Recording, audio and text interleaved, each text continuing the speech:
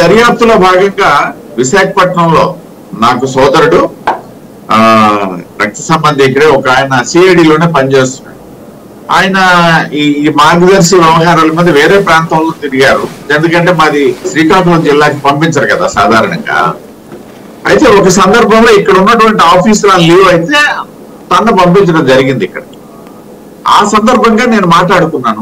అంటే ప్రైవేట్ సంభాషణ అదే. నేను ఇంటెన్షన్ గా నేను వచ్చింది అదే పని మీద వచ్చామంటే నేను ఇట్లా ఆన్ డ్యూటీ మార్గదర్శి సంబంధించి వచ్చాను.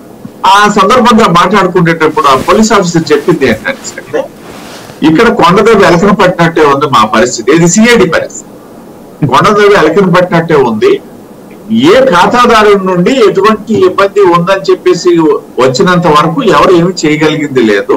ఇదంతా కూడా పగడ్బందీగా రికార్డ్ మేనేజ్మెంట్ ఉంది. ఆ సంస్థ మీద ఖాతాదారులకు విశ్వసనీయత ఉన్నంతసేపు ఏమి చేయగలిగింది లేదు. ఈ ఆరోపణలు నేను ఆయనకి అడిగింది అదే. ఇది ఎప్పుడో 2 దశాబ్దాల నుండి నలుగుతుంది కదా. రూపాలు వేరు, పేర్లు వేరు, ఫైనాన్స్ లేకపోతే చిట్స్, ఈ రెండింటి మధ్య ఆ తర్వాత చిట్స్ ఏదో చేస్తున్నారు అన్నటువంటిది కదా.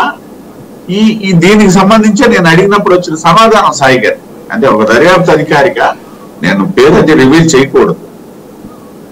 ఆ నేపథ్యంలో నేనేమంటానంటే, సరే ఇవాళ కోర్టు హైకోర్టు తాలూకా డెసిషన్ ని సుప్రీంకోర్టు కొట్టేసింది. సుప్రీంకోర్టు ముందుకు వెళ్ళమని చెప్పింది.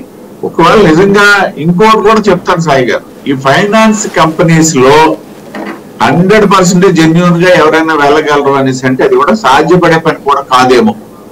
అలా వెళ్ళినటువంటి కంపెనీలు కూడా లేవు. ఎత్తేసిన కంపెనీలు కూడా వదిలేద్దామండి. మీరు ఇందాక చెప్పినట్టు ఏదైతే అగ్రిగోల్డ్ అట్లాంటివనే కాకుండా లోకల్ గా కూడా ఇప్పుడు ఇంకొక వాతావరణం నిర్మాణం అయింది సాయి గారు. ఒక సందర్భంలో రిజిస్టర్డ్ చిట్స్ మీద ప్రజలకు ఒక విశ్వాసం అయితే ఉండేది.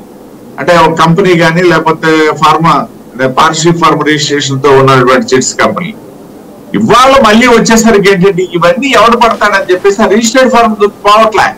మళ్ళీ ఎవరైనా సమాజంలో కాస్త కోస్తో ఈ బిజినెస్ లైన్ లో ఉన్న వాళ్ళు ప్రైవేట్ చిట్స్ ఉంటాయి. వాటికి ఏమి చట్టబద్ధత ఉండదు. వాటికి మళ్ళీ ఇప్పుడు డిమాండ్ పెరిగిందంట మార్కెట్ లో.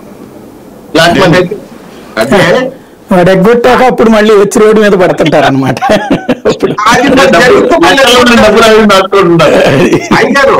అది కూడా జరిగిపోయినాయి. మళ్ళీ జరిగిపోతూనే ఉంటాయి. మనం మోసపోయేవాడు మోసపోతూనే ఉంటాడు. అంతే. అది కూడా ప్రైవేట్ సిట్స్ వాళ్ళు చేతులు తీసుకుపోయి మా శ్రీకాకుళం జిల్లాలో ఈ మధ్యకాలంలో చూసాం. అంతే. ఇది ఎలా ఉంటది అనేసి అంటే ఇది ఒక పరంపర అనమాట. ఇటుండటో అటుండి అటుండి ఏం చేసుకోవాలో తెలియక ఎక్కడో చోట పెట్టాలని ఇట్లా అయిపోతుంది.